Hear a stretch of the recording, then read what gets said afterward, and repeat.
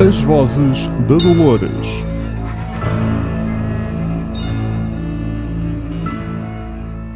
Olá a todos, bem-vindos a mais um episódio das Vozes da Dolores. Eu sou o Manuel Reis, tenho comigo a Marta Gomes da Silva, como é normal, finalmente, normalidade restabelecida. De volta! Haja alguma instituição em que haja normalidade restabelecida. Somos uma instituição? Sim, vamos dizer que sim. Vamos dizer que sim. Ok, gosto. Se eu tenho de desligar isto porque estão a ser muitas distrações. Se vieram para aqui à procura de discussão sobre a personagem Dolores, uma das handmaids de Handmaid's Tale, não falamos aqui de Handmaid's Tale, falamos de Westworld. E ainda bem. Sim. Porque eu não vi Handmaid's Tale. Mas devias ver. Está bem, já te expliquei que tenho mais coisas para fazer. A nova temporada está muito gira. Está bem. Pronto. Quando eu entrar de férias. Vejam também, que é uma boa série. Vamos falar do Westworld num episódio em que só temos um tópico, praticamente. Não, já falámos sobre isso. Não é um tópico. Está bem, mas só temos... É um point of view. Sim. Mas tens muitos tópicos. Está bem, mas temos só um point of view. Sim. E temos toda a explicação de uma história que já se arrasta desde a primeira temporada, desde as origens do parque. Sim. Que ainda não tinha sido explorada deste point of view. Pensem nisto como o que o Rei Leão 3 é para o Rei Leão 1, que é o Rei Leão 1 visto do ponto de vista do Timão e Pumba. Ok, nunca vi o Rei Leão 3. É o Rei Leão 1,5. Também Está-se bem. Pode ser considerado assim. Está-se bem. Neste caso foi a perspectiva de... Eu quero pronunciar bem o nome dele. Akecheta, um dos elementos da Ghost Nation. O líder? Sim, vamos dizer que sim. Tivemos finalmente um episódio muito prometido já desde o início da série. E lá está, tivemos tudo desde a perspectiva dele, desde antes da abertura do parque, até ao massacre do Wyatt, até ao massacre do Ford e do Journey into Night, não é? Uhum. Tivemos direito a todos esses momentos vistos pela perspectiva dele, neste caso ele a chegar depois das coisas acontecerem. Uhum. Como é que já agora, antes de falarmos deste, fala-me rapidamente sobre o episódio anterior. O que é que achaste? Epá, eu vi o episódio ontem, não me estou a conseguir lembrar de nada. Bloqueei. É o meu nível de cansaço. Sim. Espera, dá-me um ponto para eu pegar. É que isto há certas pessoas que vão a Chicago e depois vão ao nosso Primavera Sound. Pronto, então tiveste o Bernard e o Ford a conversarem um com o outro. Ok, isso foi espetacular. Sim. Foi espetacular. Tiveste a continuação da história da Maeve, que se podem ligar os últimos 3 episódios, o 6, 7 e o 8. Adorei a Angela a explodir com aquilo tudo. Foi tão bom. Sim, eu pensei nisso quando vi a cena de género. Finalmente esta gaja morreu, a Marta vai ficar tão feliz. Não, a minha cena não foi ela morrer. A cena foi ótima. Foi tudo. Foi ela naquele flerte. Sim. Maquiavélico. Sim, foi tão bom. Sim. E quando ela lhe diz... Welcome to Westworld. Pum! Lindo. Que delicioso, a sério. Eu vi o episódio num sítio onde toda a gente à minha volta estava a estudar. E eu era a única pessoa no ócio. Sim. Portanto, tiveste silêncio, o que é bom. Não, eu tinha fones. Também. Mas também tiveste algum... Não era uma biblioteca. Não? Não, e não era uma faculdade. Era um Starbucks. Não, é o equivalente do Norte ao Starbucks. O Costa, né? Exato. Pois. Eu estava a tentar não fazer publicidade, né? Não, podemos fazer publicidade. É só para a malta lá do Norte saber. Nós conhecemos o Norte. Ok. Eu sou de Aveiro, porra. Tipo, come on, a sério. Porra tipo, Manel. Sim. Está-se bem. Sim. Sim. Pronto. Tivemos o ataque à mesa com o Peter Abernathy a morrer às mãos da filha. Sim. Ou do Wyatt. Who the hell cares anymore? Ok. A Angela estará morta? Estará mesmo morta? À partida sim, porque o objetivo da Dolores era eliminar todos os backups. Portanto, backups eliminados, à partida não há como... Falta um backup. Que é o que está nas no mãos cérebro dela. do Peter Abernathy. Que é o que está nas mãos dela. E temos as 2 semanas depois do massacre, o setor 16, zona 4, onde estão todos os hosts, presumivelmente mortos, inundados, que é também onde está a porta que o Akechita descobriu hoje. Descobriu neste episódio. Ou seja, temos uma porta para o nome da temporada. Ao contrário do Labirinto, que não tinha representação física, aqui temos uma representação... aliás, tinha representação física, mas era numa peça e não era algo físico. Aqui temos, de facto, uma porta que, para já, se não nos levarem pelo mesmo caminho da temporada anterior, não é a mesma representação física, é mesmo uma porta que eles têm de atravessar. Bem, é assim... A porta tem estado subentendida desde o início da temporada. Aliás, como vemos na capa do podcast. São bonitos, eu sei. Sim, bonitos, vamos ignorar este para já. Não, não vamos. Mas... Pronto, a porta tem estado subentendida, não é? Quer dizer, a chegada da equipa de resgate. Portanto, eles tinham que vir de algum sítio, não é? Sim. Pronto, as personagens todas a dizerem há um mundo lá fora e eu quero chegar a esse mundo lá fora. O Akechita a dizer que ele está no mundo errado e quer ir para o mundo certo. Portanto, tudo... Eu acho que não faz sentido eles continuarem com a mesma metáfora do objeto de desejo de toda a gente ser algo metafórico, não é? E não palpável. Porque se fazem sempre isso, quer dizer, perde-se um bocado a piada. O interessante aqui é perceber se eles chegam realmente à porta e se a porta está ali ou se vão ser barrados a meio do caminho. E o facto de ter sido o Akechita o primeiro a encontrar a porta, não é? Porque para todos os efeitos destas personagens todas que estão à procura, ele foi o primeiro e talvez o único a ver realmente a porta até agora. É interessante e ele querer chegar lá não com o propósito de ser livre, mas de levar a Koana com ele. Pronto, foi um episódio... Quando me perguntaste, eu mantenho a minha opinião. Foi um episódio muito bonito. A minha questão com a porta é sempre uma porta no meio de um poço, não é? No meio de um pit, não é? De um buraco. O que é... Onde é que liga aquilo, não é? Não tenho... Lá está, porque aquilo é uma porta que dá para uma parede de não, pode pedra, ser um túnel. de rocha. Pode ser um túnel. Sim, pode ser um túnel mas... com carris lá dentro, em que tu tens uma viatura, pronto, pequena, preparada para transportar pouca gente, não é? E que liga subterraneamente ao continente, pronto, a um espaço de terra maior e com, pronto, desenvolvido sem ser o parque. Portanto, não tenho nenhum problema com aquela porta estar ali. Eu fiz este momento de espera que é para cortar isto no último episódio, quando se provar que tens razão, que é para acontecer o mesmo que aconteceu na temporada anterior de Game of Thrones e depois fazer um clipe a mostrar nós previmos isto. Como os Simpsons. Nós somos os Simpsons. Basicamente somos os Simpsons. Somos os Simpsons Westworld. Ok. Sim. Acho que a porta não pode estar assim acessível imediatamente, senão toda a gente a encontrava, não é? Portanto, eu acho que aqui a piada da porta é justamente essa, é ela estar ali num sítio que à partida parece inacessível, mas que não é muito mais simples do que aquilo que parece, mas a dificuldade é chegar lá e não passar. Eu estava a pensar em tudo o que já vimos do que acontece depois, na cena das 2 semanas depois do ataque, não é?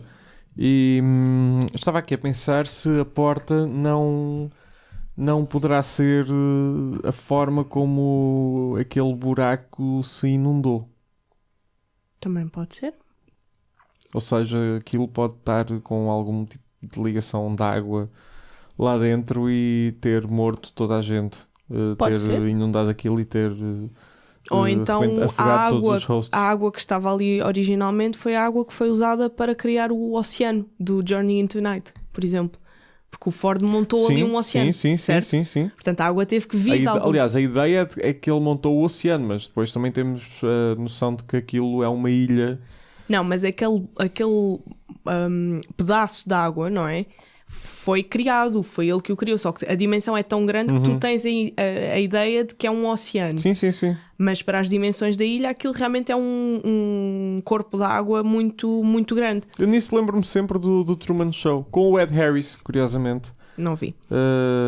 Jim Carrey é um tipo que está preso numa redoma há 30 anos e é um reality show que acompanha a vida dele. É muito bom, é um filme muito bom. Portanto, E o Ed a água... Harris basicamente o Ed Harris é o mentor do programa. É um bocado o que o Robert Ford Está a fazer aqui. no Westworld. Ok. Mas quer dizer, a água que o Ford usou teve que vir de algum lado, não é? Sim. E pode perfeitamente ter vindo daquele poço. E cada vez que se abre aquela porta, entra a água. Pronto, porque o Akecheta viu aquilo há muitos anos, não é? E viu aquilo drenado. Podemos dizer que ele viu aquilo um bocado depois daquela cena... Um bocado depois não, bastante depois, porque ele já tem um ar um bocadinho mais finalizado. Não é finalizado, mas um bocado mais avançado do que quando vimos, por exemplo, o William a mostrar aquilo à Dolores.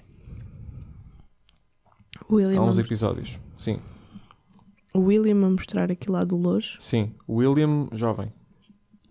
A mostrar o que Na versão do Jimmy Simpson. A mostrar o poço. O buraco. Enquanto estava a ser escavado. Sim. Sim, porque aquilo já o parque estava em funcionamento. Sim. Já o Logan... E havia lá umas estruturas de metal ao lado, no canto inferior direito da imagem. Há lá umas estruturas de metal. Sim. Que me parece-me razoável se tivermos de datar sim. Pois, já foi depois de ele ter visto o Logan. Exato. Teoricamente, claro, podem estar a brincar com as timelines, embora não me pareça... Não faz muito sentido considerando o Não ritmo faz muito sentido porque ele diz... episódio. Houve uma coisa que ele disse que mexeu comigo e que me fez ir à procura. Portanto... Vimos o Logan. Vimos o Logan, perdido e completamente desidratado. Mas nós sabíamos que o Logan não ia morrer no parque, porque já foi dito que ele morreu de overdose, portanto, quer dizer, morreu de overdose porque se calhar também perdeu o tic e o tec, não é? Mas eu quero ver mais do Logan, eu quero ver o resto da vida do Logan. Não sei se vai ser agora. Apesar dele ser um asshole de primeira... Mas é aquele asshole de quem tu gostas, é um bocadinho como, sei lá, como o anão em Game of Thrones. Não, ele é more likable. É um bocado como o Lee no início da temporada e agora não. Agora o Lee é um personagem completamente diferente do que era no início da temporada. Pelo menos as revelações que tem feito. Podemos compará-lo ao Jaime Lannister também, que era um asshole no início e agora é aquela personagem que nós tipo, eu não estava à espera de gostar de ti. O Logan. Sim. Não, acho que ele entra naquela categoria de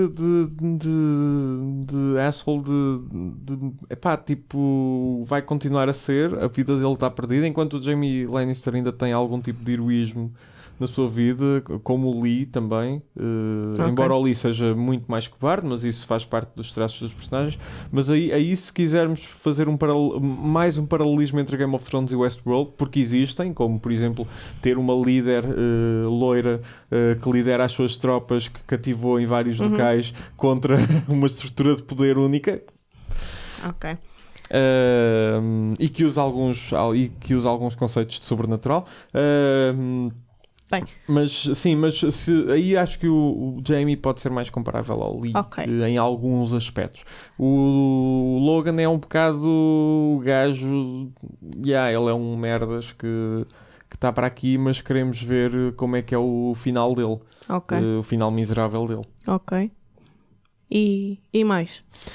E mais? Vamos deixar a porta, vamos deixar o Logan. Sim, o Akecheta foi... disse bem. O Akecheta foi... Vimos deste episódio que ele foi o primeiro host a ganhar consciência, a perceber-se do verdadeiro significado do labirinto, a ouvir vozes.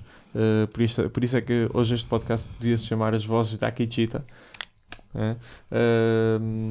Mas ele foi o primeiro de todos. E foi bastante surpreendente isso, por acaso não estava... Mas eu acho que o mais interessante foi ele ter conseguido passar despercebido 10 anos, porque isso é dito no episódio quando falam no update. Sim. Falam dizem eles são só atualizados quando morrem. Exatamente, mas, ou seja, o Akecheta teve 10 anos sem lhe acontecer nada, e completamente off the grid, quase, em que ninguém se apercebeu o que é que estava a passar. Portanto, ele ganhou consciência, tornou-se o líder da Ghost Nation e ninguém deu por nada. Eles no Behind the Scenes falavam do tratamento que é dado aos nativo-americanos e especialmente aos atores nativo-americanos. Este é o segundo episódio desta temporada em que tens atores de uma determinada etnia a serem usados num episódio, com o episódio praticamente todo dedicado a essa etnia, depois do Akane no Mai, em que tivemos o Shogun World, em que usaram atores japoneses, conversas em japonês ancestral, japonês tradicional. Aqui tivemos a mesma coisa, mas do ponto de vista nativo-americano.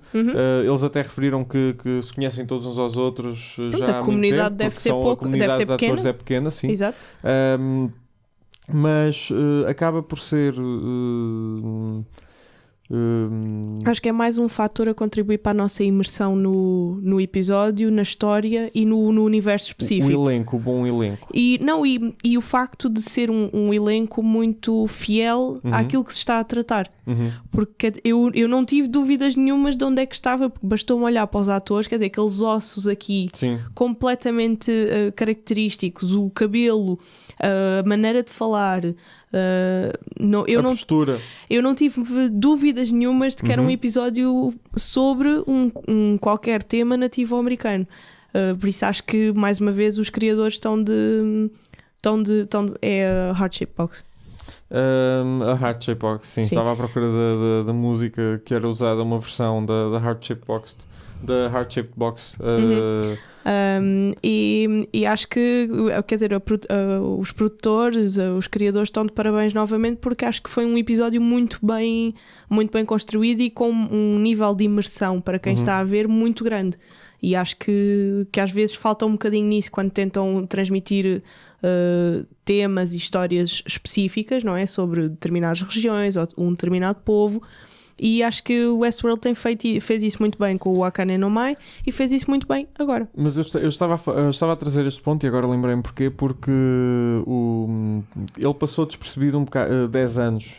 Não será também isso um bocado reflexo de quem manda no parque e de alguma forma também o aspecto de crítica social que já tivemos em Westworld em relação à tecnologia, mas neste caso em relação aos nativo-americanos, de eles passam despercebidos, vocês nem sequer se preocupam com eles? Eu acho que não. Eu acho que a quem está no comando aquilo não passou despercebido, tanto que o Ford não estava... Já vamos aí. Eu acho que não é...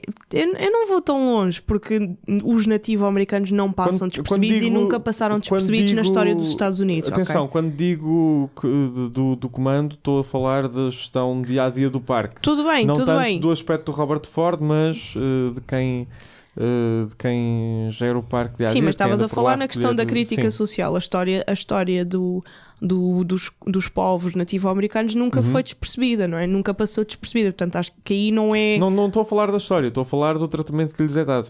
Mas eu acho que não podes dizer isso porque não é verdade. Eu não consigo ver que no dia-a-dia ou em qualquer momento... da história dos Estados Unidos, em que se possa dizer que a questão dos índios nativo-americanos passou despercebida, ou que eles estão ali, não os vamos chatear. Eu acho que isso não é justo. Não, o exato oposto, não é não os vamos chatear, é vamos lá e vamos tirar-lhes as terras deles. Então não é indiferente. Eles não podes dizer que eles passam despercebidos, porque era isso que tu estavas a dizer. Sim, estou a dizer isso a nível de tu tens todo um ambiente que está construído, não é? Sim. Tens toda a Sweetwater, que é o centro nevrálgico daquele mundo. Sim. E depois tens, a partir daí é que parte a exploração, mas por alguma razão ele consegue sobreviver 10 anos, os outros membros da tribo também conseguem estar no loop, mas também aparentemente também não são atualizados tão... Mas se calhar não são atualizados porque não são detectados erros. E não é por passarem despercebidos. Eu acho que não são detectados erros. Porque o nível de percepção e de awareness deles não faz despoltar avisos. Pronto, não é como a Maeve e a Clementine e a própria Dolores que começam a fazer ali as neiras à torta e à direita e que sim, olha, espera aí que temos aqui qualquer coisa a acontecer que não era suposto. O próprio Akecheta foi muito discreto. Ele ganhou a sua própria awareness, mas percebeu que aquilo não era para todos e tentou exatamente ter noção exatamente qual como era a é que extensão. podia- sim. Não, e qual era a extensão daquilo que lhe estava a acontecer, se afetava outras pessoas, se as pessoas se lembravam dele, se conseguia voltar à sua vida. Até porque a segunda pessoa com quem ele teve contacto e que conseguiu descobrir memórias passadas foi precisamente o interesse amoroso dele, que era a Kohana. A Kohana, e antes disso ele também conseguiu. Antes disso não, mas logo depois também conseguiu com a líder feminina da tribo. Sim, Ela também percebeu que havia ali qualquer coisa que não fazia sentido. a Wichapi, sim. Pronto. E ele tentou também, alertá-la, tanto que nós depois vemos mais para a frente, quando ele captura o William, que ela está lá, pintada, mas que também está lá. Por isso, eu acho que não foi eles estão para ali, não nos vamos preocupar. Foi mais eles fizeram tudo dentro do loop deles, sem despoltar triggers, que conseguiram passar despercebidos, mas não foi por desinteresse da outra parte, foi por esperteza deles, percebes? Não foi por falta de manutenção, Exatamente. foi por inteligência Exatamente, quer dizer que a Maeve fez exatamente o oposto. A Maeve tentou ao máximo dar nas vistas para a levarem para o laboratório, para ela fazer os tweaks todos que queria. O Akecheta, não, ele tentou passar despercebido para perceber exatamente como é que podia ganhar com... Eventualmente apercebeu-se disso também, e aquela cena dele de que podia manipular a sua própria morte e ir ao centro Exatamente. de operações, mas aquela cena dele na mesa é fantástica, mesmo a explorar as antigas instalações. E lá está, eu acho que é um episódio muito bonito e bem feito, quer dizer, as cenas estão todas, são sublimes, o momento em que ele ganha a sua própria consciência, em que percebe que a única maneira de voltar a ver a Kohana é se morrer e for parar lá abaixo. E se falar com os que estão lá em baixo, pronto, que como é que se chama? A anciã, pronto, não me lembro o nome dela, que ela diz, os da tribo falam nos outros que estão lá em baixo e pedem para serem visitados por eles e não sei o quê.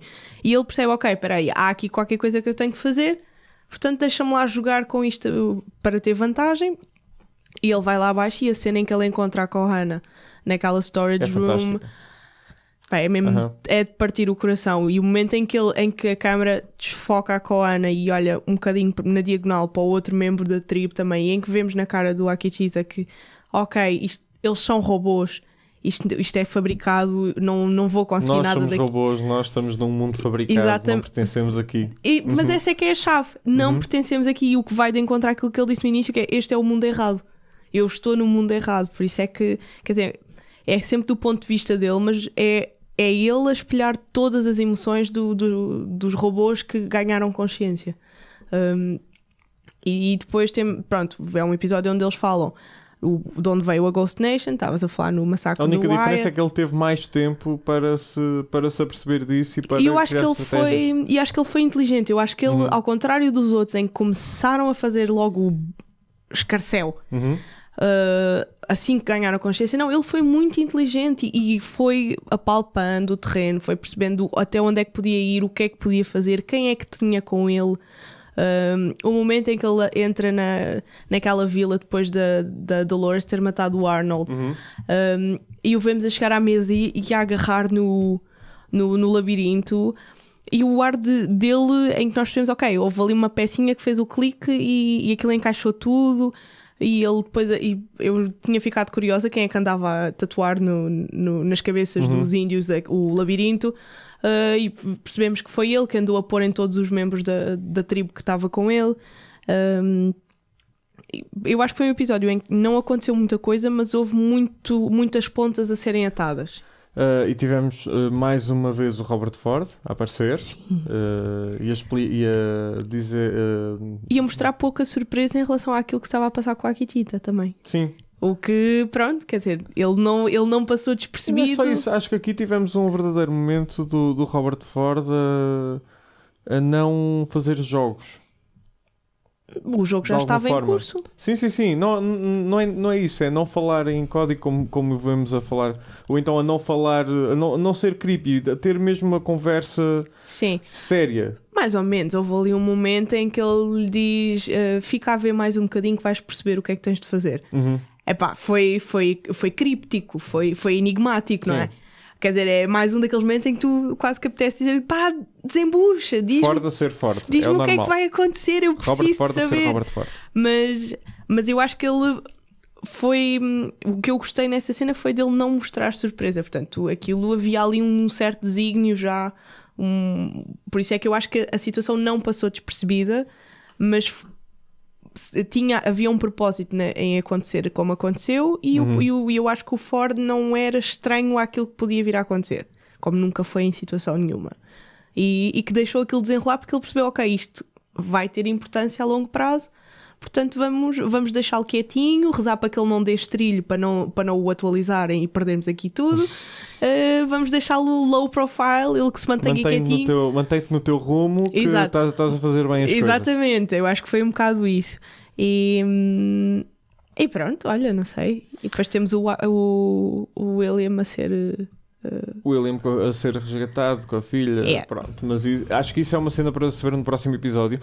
Mas aqui ainda temos um outro ponto para falar, muito importante, que é Os teus olhos até brilham. Sim, o Akecheta estava a contar a história, não é? Ah, sim. E estava a contar a história à filha da Maeve. Mas não era a filha. Essa parte foi muito gira. Foi tão fixe. Foi. Tão fixe. Mas antes disso, o que eu gostei de ver também foi a carga emocional do Lee a falar com a Maeve. Sim. Em que eu senti ali que houve um pequeno twist na plotline dele, em que ele parece quase que não é o estar apaixonado, mas que já não é completamente indiferente aos robôs. Sim. Que ele parece que está ali espera lá, isto são robôs, mas... Acho que isso foi construindo, e a relação especial que ele tem com a Maeve desde o início desta temporada. Mas começou por ser uma relação de interesse, não é? Sim, e eu interesse acho que agora, mútuo, sim. Eu acho que agora já não, pelo menos do lado dele, já não é interesseira. Quer dizer, ele quase que tem ali uma admiração genuína pela Maeve. E ela também, alguma ela tem admiração, um soft spot pelo otário que ele é, porque ela também gosta do Rodrigo Santoro, portanto, já percebemos que há ali um tipo. É um equilíbrio também de... Tens um otário mesquinho e que gosta de armas, e tens um otário que é o Lee. Exato. Sim, mas o momento em que eles dizem em que a Charlotte diz que ela tem estado a comunicar este tempo todo com alguém, e tipo, mostra aquele ecrã, e nós percebemos nesse momento o que é que se estava a passar. Sim. Pá, é bom. Até que ponto é que a Delos não vai usar isto como arma? Se conseguirem sair dali, se conseguirem transmitir esta informação, não é? Sim. Porque que garantia é que nós temos que não foi a Maeve, por exemplo, a controlar todos os hosts e a mandá-los afogar-se? Por exemplo.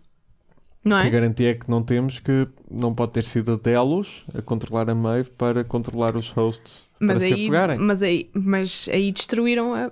Porque o que eu vejo aqui é corporate quer uma arma. Força, tosse à vontade. Desculpa. Não há problema. O que temos aqui é uma empresa que se apercebe de uma utilização fora do comum que lhes pode ser benéfica como arma. Sim, mas eles só conseguem usá-la como arma se a conseguirem tirar dali. E nós o que estamos a ver neste momento é a Charlotte num grande... quer dizer, ela está aflita para sair dali, mas não está a conseguir extrair a informação. A Dolores saiu com o bilhete de saída dela da ilha. A Dolores levou a única coisa que podia ser usada como arma, não é? Agora resta saber se eles conseguem extrapolar o código que a Maeve tem e weaponize it. Pronto, no fundo é isso. Se eles conseguirem, então acho que ela conseguiu algo melhor do que a captura de informação por parte dos hosts. Mas será que conseguem? Pois, a questão é essa. Não sei se conseguem. Vamos ter mais 2 episódios nesta temporada. Só para finalizar, aquela cena, nós vamos tratar da tua filha, foi ternurenta. Nós vamos tratar da tua filha e se conseguires vem ter connosco. Sim. Se não, morre bem. Die well. Die well. Sim, se quiser, se morreres, olha, pronto, ao menos morre bem, né? Exato. Mas por isso é que eu digo que o episódio foi bonito. Eu estou a insistir nisto. Foi bonito mesmo, com um B maiúsculo, no verdadeiro sentido da palavra. Foi fofo. Não foi fofo. Heartwarming. Foi bonito. em português a palavra é bonito. Ok. Não foi giro, não foi... Oh, beautiful. Foi... É beautiful. É exatamente isso. É um bonito no verdadeiro sentido da palavra, porque explora muita coisa e está muito bem feito. E apesar de conter alguma violência, que também a tem, não é? Mas é visto quase com um olhar inocente. O Akecheta parece quase que tem um olhar inocente, um olhar de criança. O que fica muito bem, tendo em conta que ele está a falar com uma criança, apesar de as informações estarem aí para a Maeve, não é? Mas é uma abordagem quase ingênua a tudo aquilo que se está a passar, e fez um episódio muito bonito e quer dizer, atou as pontas que eram precisas atar até agora, pronto. E deixou aqui umas portas abertas, pronto, a questão de se conseguem transformar a Maeve numa arma, se conseguem tirar aquilo dali, who knows? Vamos ver, temos mais 2 episódios nesta temporada de Westworld para acompanhar e mais 2 episódios nas Vozes da Dolores. O que eu vos posso dizer neste momento é, se estão a pensar ir a algum lado no dia 25 de junho. Junho. Sim, mês 6, este mês, daqui a 2 semanas, mais ou menos, Não dependendo vão. do dia. Não vão. Se estiverem em Lisboa. Se não estiverem em Lisboa, venham cá. Isso. É o dia do 3º jogo de Portugal no Mundial. Irão Portugal, às 7 da tarde. Todos os caminhos vão dar a Lisboa. Sim. Nós estamos a pensar, ainda não está nada fechado, certo, garantido. No entanto, ter novidades em breve. Podemos ter novidades em breve. Estejam atentos à página do Facebook das Vozes da Dolores para isso. Apenas vos digo poderão ter de guardar essa noite depois do jogo. Ok. Para quê? Não sei. Mas podem ter de guardar essa noite. Para ficarem a saber, têm que acompanhar a página. Acompanhem a nossa página, acompanhem também o podcast. Vamos pôr novidades certamente aqui no feed quando tivermos as coisas fechadas. Podem subscrever o podcast no iTunes, na Mixcloud e no YouTube, em vídeo, porque, dá jeito. Nós somos bué gatos. Sim. Sério, bué gatos. Bué gatos. Tá bem. You gotta blend it with the kids, man. Mesmo. Tu estás-me a querer transformar num youtuber que... Enfim. Melhor não vamos falar dessa gente. Já vos disse, façam like na página do Facebook, facebook.com/As Vozes da Dolores. Na próxima semana vamos ter momentos de arrancar os cabelos e eu bem preciso de ir cortar o cabelo. Vou ver se trato disso. Mas já vi a promo e está... Já vimos a promo e está... Epá, sim, está fixe. Há ali cenas fixe. Estão a ver aquele quadro do Mundos? Sim. É isso. É o grito. Pronto, por hoje é tudo. Acho que não há mais nada para dizer. Nope. Chicago foi fixe? Foi bem fixe. É isto. Foi mais um episódio das Vozes da Dolores. Até para a semana.